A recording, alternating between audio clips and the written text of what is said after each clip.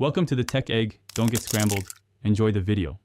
You start by confirming compatibility and powering the Wi-Fi pendrive. This matters because many drives need OTG or host mode to serve files. Plug it into a USB port or use the included cable, then enable Wi-Fi on the drive if it has a physical switch. Once done, open the vendor app or your device's file manager so you can discover the drive. You'll notice a specific SSID. Select it to join, because joining creates the peer link that lets you transfer files directly. Now you connect and configure network and sharing options. This is where usability and security are set.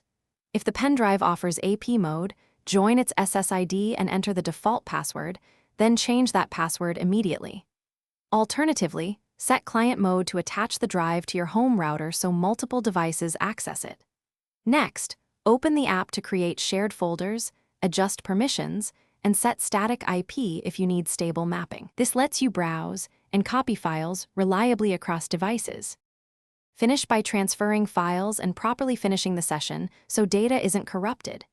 You can copy, move, or stream content through the app, move files when you want a free onboard space. Once transfers finish, unmount or eject the pen drive using the app or your device's storage menu before unplugging.